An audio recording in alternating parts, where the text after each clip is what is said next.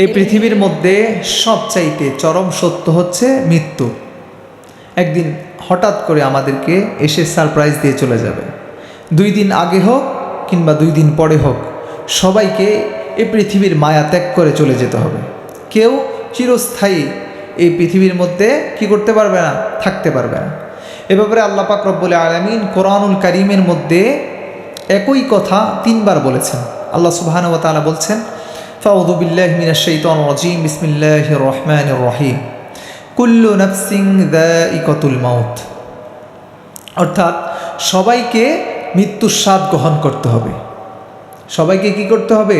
মৃত্যুর স্বাদ গ্রহণ করতে হবে। এই মৃত্যু থেকে কেউ পালিয়ে বাঁচতে পারবে না। অন্য আয়াতে কারিমার মধ্যে আমার আল্লাহ সুবহানাহু ওয়া তাআলা ঘোষণা করছেন, ওয়াজাআত সাকারাতুল মাউতি বিল হাক্কি যালিকা মা কুনতা মিনহু তাহিদ।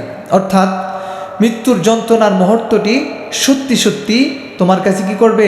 হাজির হয়ে যাবে। তখন বলা হবে যেটা হচ্ছে সেই মুহূর্ত, যে মুহূর্ত থেকে তুমি কি করতে? পালিয়ে বেড়াতে।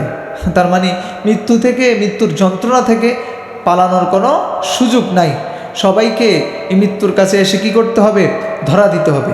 আপনি যেখানেই যান না কেন, এই দুনিয়ার মধ্যে, পৃথিবীর মধ্যে যেখানেই পলায়ন করেন না কেন, আপনাকে মৃত্যু গ্রাস করবেই, মৃত্যু ধরে ফেলবেই।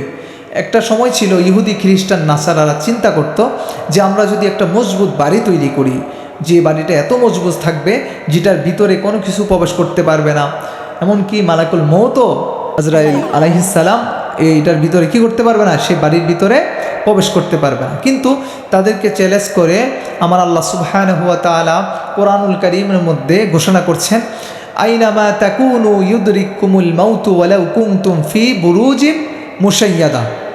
তোমরা যেখানেই যাও না কেন, মৃত্যু থেকে পালানোর জন্য তোমরা যেখানেই যাও না কেন, মৃত্যু তোমাদেরকে লাগান পাবেই। মৃত্যু তোমাদেরকে কি করে ফেলবে? ধরে ফেলবে।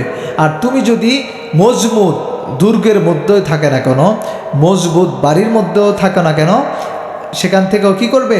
মৃত্যু তোমার রুহটা কবজ করে নেবে, তোমাকে ধরে ফেলবে। তার মানে বোঝা গেল এই দুনিয়ার মধ্যে আমরা চিরস্থায়ী কখনো থাকতে পারবো না। একদিন না একদিন আমাদেরকে মৃত্যুবরণ করতেই হবে। এই দুনিয়ার যত সম্পদ রয়েছে, গাড়ি বাড়ি, কোনো কিছুই আমাদের সাথে যাবে না।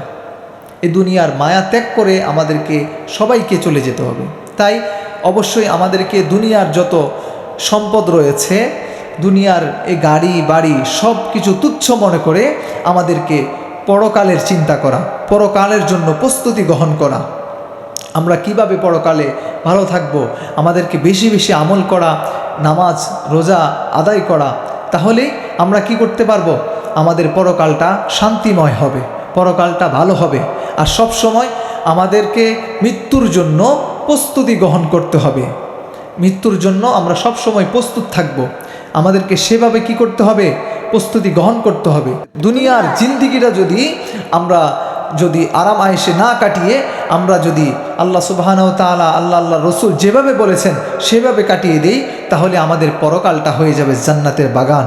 আমাদের কবর, হাসর, মিজান, ফুলসেরাত, পুরা বাকি জীবনটা, আখিরাতের জীবনটা আমাদের কি হয়ে যাবে? আরাম হয়ে যাবে, সুখময় হয়ে যাবে, জান্নাতের বাগান হয়ে যাবে। আল্লাহ সুবহানাহু ওয়া তাআলা আমাদেরকে সবাইকে যাতে বুঝার তৌফিক দান করেন।